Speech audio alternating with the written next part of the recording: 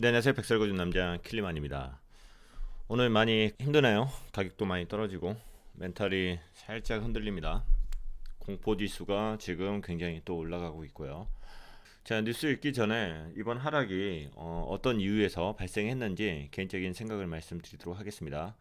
지금 커뮤니티에서 제가 글을 올려드렸듯이 이번 하락 같은 경우는 중국 금융 당국의 가상화폐 집중 단속에서부터 출발한 것으로 일단 보입니다. 일단 중국 인터넷 및 금융관리위원회에서 각 지역별 은행을 통해서 가상화폐 플랫폼과 자금 모금 행위에 대한 신고 지침을 내렸다고 합니다.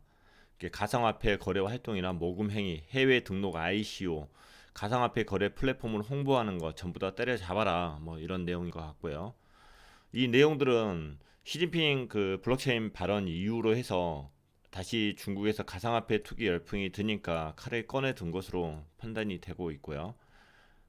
이런 부분들은 분명히 정부로서 당연히 할 수 있는 조치라고 생각을 하고 기존의 중국 입장하고 크게 바뀐 게 없습니다. 즉 새로운 악재가 아니라는 겁니다. 자, 그리고 하나의 또 찌라시가 있었는데 바이낸스 상하이 사무실이 중국 규제 당국으로부터 기습 조사를 받고 폐쇄되었다는 이런 루머가 있었는데 차오장편 바이낸스 대표가 트윗을 통해서 이것은 퍼드다, 그런 일 없다, 경찰 조사도 없었다, 이렇게 밝혔습니다. 자, 10월 25일 날 뭐 이 정도에서 바닥을 찍었었는데 여기에서 쌍바닥을 이루고 올라가 줘야 됩니다. 그래서 거래량이 여기서 많이 터져 주기를 바라고 있는 거고요.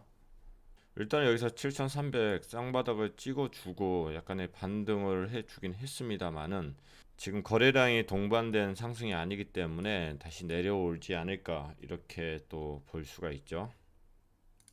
만약 이게 밀린다고 하면은 그 이후에는 가격 자체가 더 크게 뭐 빠질 확률이 높습니다.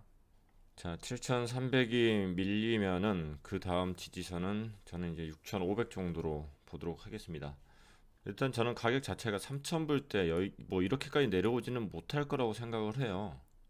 왜냐하면은 저는 이제 6,000불하고 7,000불에 대한 이제 믿음이 조금 강한 편인데 이유는 딱 두 가지입니다. 채굴 풀들이 현재 채굴 단가를 한 6,000불에서 7,000불 정도로 보고 있더라고요.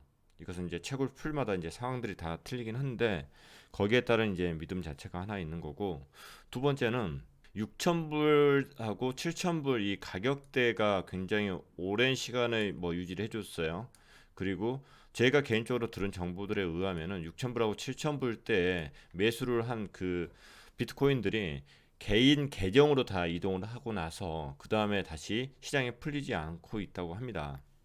자, 그러면은 6,000불, 7,000불 이하로 이 비트코인 가격이 떨어진다고 하면은 지금 6,000불, 7,000불에 많이 매집했던 이 세력들한테는 이게 굉장히 싼 금액에 해당되죠. 그러면 이제 자, 분할 매수, 소위 이제 물타기를 할 수밖에 없는 이제 상황들이 오지 않을까 이런 생각을 하게 됩니다. 자, 6,000불, 7,000불 이하로 떨어지면은 6,000불, 7,000불 때 많이 매수를 했던 그 세력들이 물타기를 할 수 있는 상황이 되지 않을까. 왜냐면은 본인들이 산 것보다 더 가격 밑으로 내려가면은 더 싸다고 느낄 수밖에 없는 거거든요. 그건 개미뿐만이 아니라 세력들도 동일하게 느낄 수밖에 없습니다. 자, 그러면은 이렇게 가격을 떨어뜨려서 이득을 볼 수 있는 사람은 누구일까요? 저는 일단 두 가지 경우의 수로 일단 보겠습니다. 먼저 하나는 선물 시장에서 마진하시는 분들, 물론 선물을 전부 다 하시는 분들이 다 세력이란 이야기가 아니라 이렇게 쇼스를 하면서도 수익을 볼 수 있는 쪽이 선물이기 때문에 선물 시장을 하나 이제 볼 수가 있을 거고, 두 번째는 자, 그리고 두 번째는 현물 시장에 있어서 이 현물을 확보하려는 세력들이 있을 것 같아요. 자, 이게 무슨 이야기냐 하면은 내년 5월이면 비트코인 반감기입니다.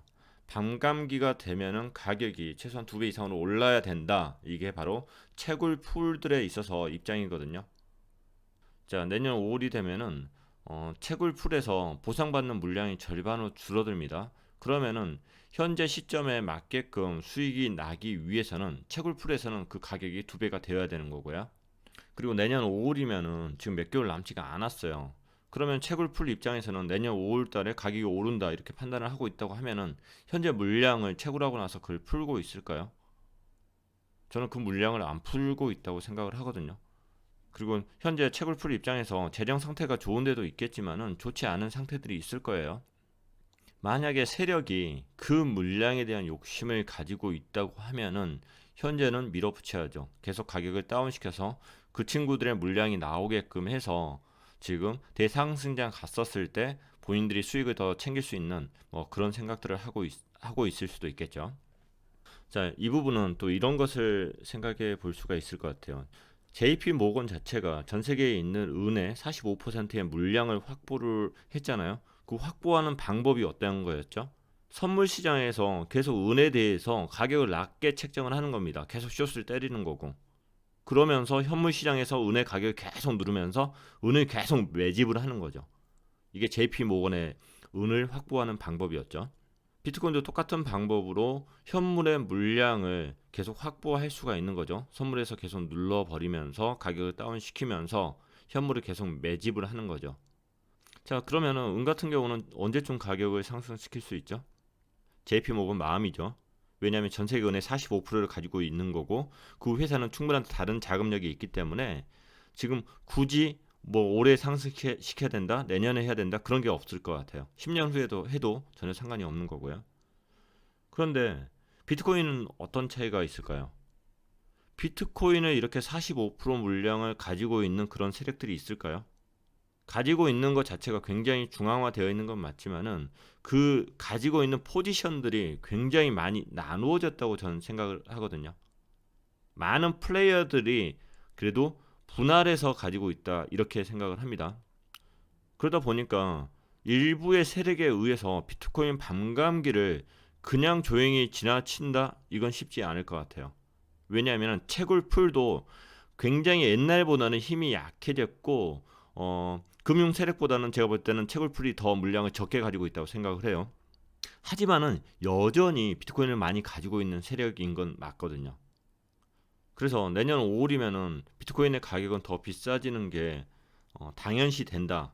100% 무조건 맞다는 것이 아니라 시나리오상 그렇게 될 게 그래도 확률이 더 높을 것 같아요. 자, 그러면은 비트코인 입장에서는 지금 시간이 얼마 없습니다. 그래서 변동폭을 더 크게 가면서 최대한 흔들 수밖에 없는 시기이지 않을까. 이렇게 저는 기본 시나리오를 이렇게 짜고 있습니다. 그래서 은 같은 경우는 JP 모건이 이게 장악을 하고 있기 때문에 웬만한 사람이 웬만한 거물이 끼어들 수는 없는 시장이죠. JP 모건에 맞춰서 이제 가야 되는 거고 그리고 비트코인 같은 경우는 꽤 많은 플레이어들이 달라붙어 있다. 그래서 어마어마한 눈치 싸움이 될 것이다. 이렇게 보고 시장을 분석을 하는 게 조금 맞지 않을까 싶네요. 자, 2019년 11월 22일 뉴스들을 몇 개 읽어보도록 하겠습니다.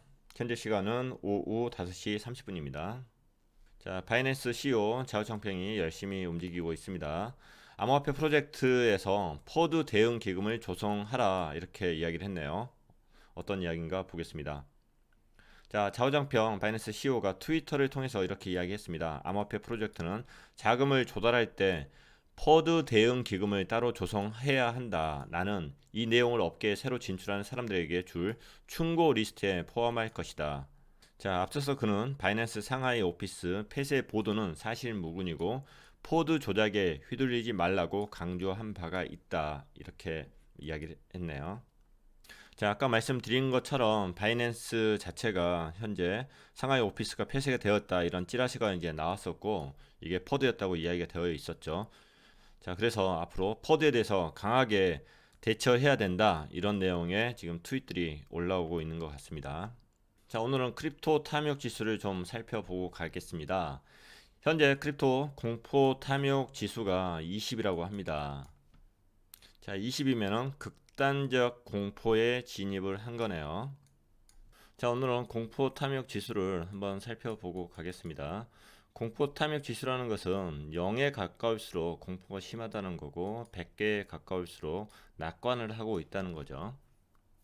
자, 지난달 같은 경우는 한 중립이었고 지난주에는 무서움이었고 어제도 무서움이었는데 오늘 같은 경우는 극심한 두려움에 쌓였다고 합니다.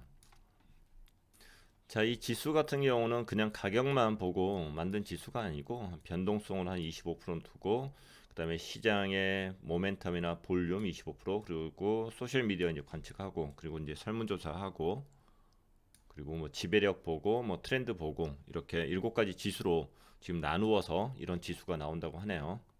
자, 현재 데이터 자체는 2018년 2월부터 해서 오늘 날짜까지 이런 데이터가 있는데, 오늘처럼 공포 지수가 20 이하로 있었던 시간들이 꽤 많이 있네요. 낙관을 하고 있던 시기 자체는 굉장히 짧았네요. 그래서 작년하고 올해에 굉장히 좋은 시간은 많지 않았다, 이렇게 판단할 수 있겠죠. 그래서 탐욕 지수가 높게 올라갔을 때 자체가 2019년 한 7월 초 정도에서 이렇게 올라갔었고요. 이때 가격이 살짝 올라갔던 시점이죠. 자, 이 부분을 읽어 드리고 싶어서 여러분한테 이 지수에 대해서 살짝 말씀을 드렸습니다. 자, 암호화폐 시장 행동은 매우 감정적입니다. 사람들은 시장이 상승할 때 욕심을 느끼는 경향이 있어서 포모를 초래합니다. 자, 퍼드하고 포모가 이제 차이가 있죠. 포모라는 것은 나 버스 안 타는데 버스가 떠나려는 그런 느낌이 있죠. 그래서 뒤도 안 보라보고 계속 이제 그 돈을 태우죠. 이런 것을 이제 포모라고 이야기하는 거고. 자, 그리고 사람들은 종종 가격이 하락할 때 비성적인 반응으로 그 코인을 팔아버리는 경향이 있습니다. 이런 내용인 것 같아요. 자, 우리의 두려움과 탐욕 지수를 통해서 우리는 당신의 감정적 과잉으로부터 당신을 구하려고 노력을 합니다. 자, 극심한 두려움은 투자자들이 너무 걱정하고 있다는 신호입니다. 이것은 구매의 신호가 되는 거고요. 투자자가 너무 탐욕스러워지면은 시장은 안정화가 돼야 한다, 이런 뜻으로 봐야 한다고 합니다. 자, 시장이 공포스러워서 지금 굉장한 두려움에 대한 시그널이 나왔으면은 이때는 매수를 해야 될 타이밍일 수도 있는 거고, 지금 도로의 환호성이 지금 울려 퍼지고 있다고 하면은 이때는 매도를 해야 될 타이밍일 수도 있다, 이렇게 이 지수표를 보라, 이런 이야기죠. 그렇다면 공포지수가 지금 빨가면 무조건 사라? 이 이야기는 아닙니다.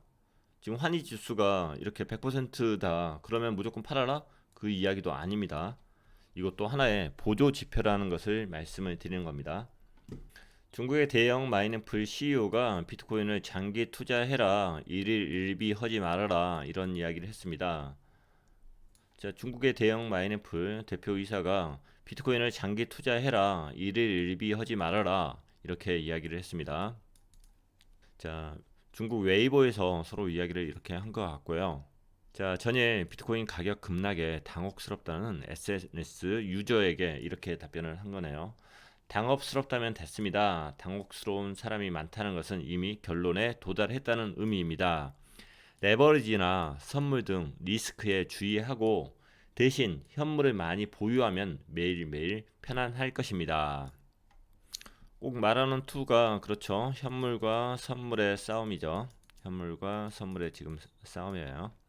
그리고 비트코인 반감기를 통해서 가격 상승을 일단 크게 하려고 하면은 이 현물들이 이 마이닝 풀에서 이 파워가 굉장히 세져야 된다, 이렇게 생각을 하고 있습니다. 그래서 뉴스에서 마이닝 풀이나 아니면은 채굴기 관련된 회사들, 이 친구들 이야기가 점점 많이 늘어나 주기를 바랍니다. 그래서 이 선물을 하는 쪽에서 얘네들하고 싸우면 안 되겠네 하면서 이 선물 자체도 롱으로 같이 베팅을 해줄 때 그때 바로 대상승장이 나오겠죠. 일단은 반감기가 우리가 의도하는 대로 잘 가기 위해서는 마이닝풀 응원하겠습니다. 자, 바이낸스 CEO가 오늘 트윗을 통해서 이런 이야기를 했죠. 상하이 사무실 폐쇄는 사실 무근이다. 퍼드 조작에 휘둘리지 말아야 합니다. 자, 모로코 중앙은행 총재가 이렇게 발언했습니다. 블록체인은 지난 10년간 가장 파괴적인 기술이다. 핀테크가 은행 서비스를 새롭게 정의하고 있습니다. 블록체인은 최근 10년간 가장 파괴적이고 혁신적인 기술입니다. 긍정적인 이야기를 한 거네요. 중앙은행에 관련된 이야기들은 꾸준히 관찰을 하셔야 됩니다. 중앙은행들에서 발행된 CBDC들이 당장에 크립토 시장에 자금으로 들어오지는 않을 거지만은 시장의 반응에 굉장히 큰 중요한 역할들을 할 겁니다. 자, 카난 소식으로 마무리 짓도록 하겠습니다. 카난이 어디죠? 카난 같은 경우는 세계 3대 비트코인 채굴 업체 중에 하나죠. 그냥 2대라고 해도 상관이 없습니다. 이 카난이 나스닥에 상장을 했죠. 지금 이 주가가 떨어지는 거 중요하죠. 이게 주가가 올라가 줘야 됩니다. 근데 그보다 중요한 것은 이 카난이 현재 나스닥에 상장을 했다는 것은 비트메인 자체도 IPO에 성공할 확률이 높다 이렇게 보시고 비트코인 캐시 ABC를 더 관찰해 보시는 게 좋지 않을까 싶습니다. 지금 비트메인에서 지금 IPO에 성공하고 미국에 상장을 해준다고 하면은, 그리고 비트코인 캐시 ABC를 작업을 쳐준다고 하면은 지금 현재 분위기를 완전히 바꿔놓을 수도 있겠죠. 저는 건전하게 생각하고 투자를 해야 되는데 자꾸 왜 이렇게 작업을 치는 것을 자꾸 이야기를 하죠? 죄송합니다. 자, 공포지수가 많이 떨어지고 있습니다. 우리가 배운 대로 공포지수가 떨어지고 있을 때 매수를 해야겠죠. 하지만 현금이 없을 뿐입니다. 하지만 마음가짐만은 공포를 즐길 수 있었으면 좋을 것 같습니다. 나만 공포스러운 게 아니라 시장이 공포스러운 겁니다. 그 시장이 공포스럽다는 것을 조금 몇 발짝 뒤에 가서 그것을 즐길 수 있는 사람이 되고 그런 투자자가 되었으면 좋을 것 같습니다. 오늘 방송 여기서 마치도록 하겠습니다. 여러분 모두 힘내세요. 감사합니다.